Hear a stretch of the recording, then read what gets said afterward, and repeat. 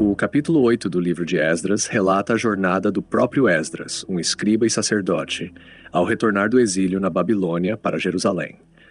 Esta narrativa é rica em detalhes sobre os preparativos, a jornada e a chegada de Esdras e seu grupo, bem como os desafios enfrentados e as soluções encontradas. Para entender melhor o texto, é essencial considerar o contexto histórico e os costumes da época. No contexto histórico, Esdras viveu durante o período do exílio babilônico, que começou em aproximadamente 600 anos antes de Cristo, e terminou com o decreto de Ciro, rei da Pérsia, permitindo que os judeus retornassem a Jerusalém. O retorno de Esdras ocorreu durante o reinado de Artaxerxes, por volta de 458 anos antes de Cristo. Os judeus que retornaram com Esdras estavam ansiosos para restabelecer suas práticas religiosas e sociais conforme a lei de Moisés. O capítulo 8 começa listando os chefes de famílias e os números daqueles que retornaram com Esdras. Entre os chefes de famílias mencionados estão os descendentes de Finéias, Gerson, Daniel, Hatus, Secomias, Zabadias, Joiaribe, Abed, Atalaias, Esbônias, Najaraim, Ezer e muitos outros.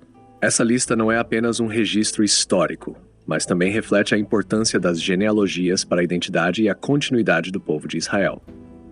Manter registros detalhados das famílias era crucial, pois garantia que os direitos de herança e as responsabilidades religiosas fossem preservados. Durante a preparação para a jornada, Esdras percebeu que não havia levitas entre os retornados. Os levitas eram essenciais para o serviço no templo, e sua ausência seria um obstáculo significativo. Esdras, então, enviou homens sábios e respeitados para recrutar levitas e servidores para o templo. Após um esforço considerável, conseguiram trazer Aidó, Minião e Setequias, junto com 220 servidores do templo, chamados netineus. Antes de partir, Esdras proclamou um jejum junto ao rio Ahava, pedindo a proteção de Deus para a jornada. Ele estava consciente dos perigos que enfrentariam, incluindo bandidos e obstáculos naturais. A escolha de jejuar e orar, em vez de pedir uma escolta militar ao rei Artaxerxes, demonstra a confiança de Esdras em Deus e seu desejo de mostrar aos persas que o Deus de Israel era capaz de proteger seu povo. Esta prática de jejuar e orar era comum na época e servia para purificação espiritual e para buscar a orientação divina. Esdras também dividiu os tesouros sagrados, spés, doados para o templo, entre os líderes dos sacerdotes, pedindo-lhes que guardassem tudo cuidadosamente até chegarem em Jerusalém. Os tesouros incluíam prata, ouro e utensílios preciosos. Este ato sublinha a responsabilidade e a integridade exigidas dos líderes religiosos na administração dos bens sagrados. A viagem de Esdras e seu grupo começou no dia 12 do primeiro mês. A jornada foi longa e cheia de perigos, mas Deus os protegeu, conforme relatado no versículo 31.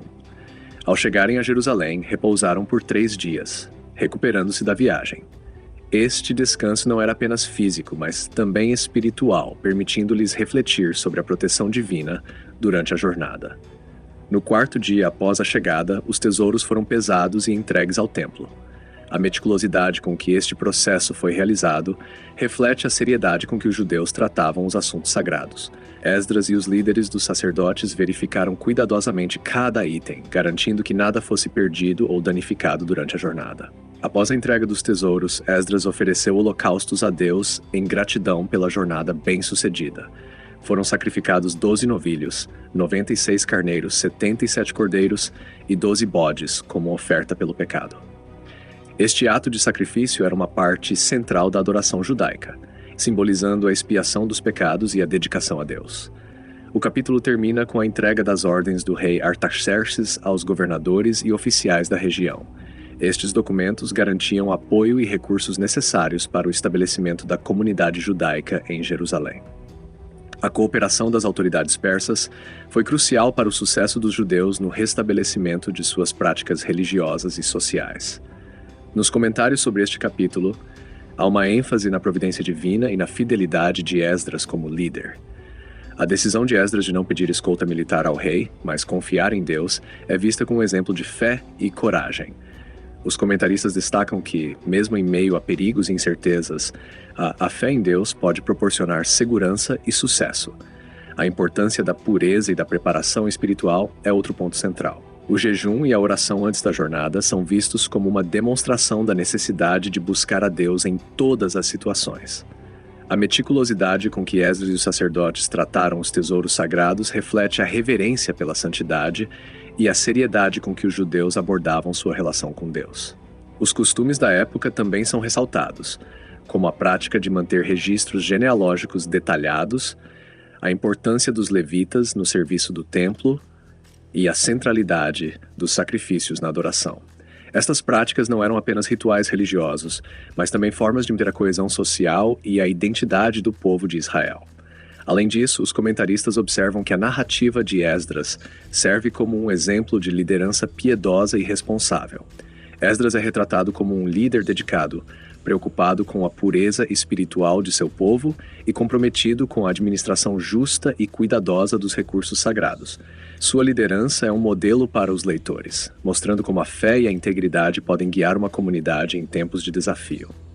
Em resumo, o capítulo 8 de Esdras é uma rica narrativa de preparação, jornada e chegada de um grupo de judeus exilados retornando a Jerusalém. Enfatiza a providência divina, a importância da preparação espiritual, a responsabilidade na administração dos recursos sagrados e a liderança piedosa de Esdras. Através dos comentários dos estudiosos, podemos apreciar as nuances e os ensinamentos profundos contidos neste relato, bem como os costumes e práticas da época que moldaram a experiência do povo de Israel.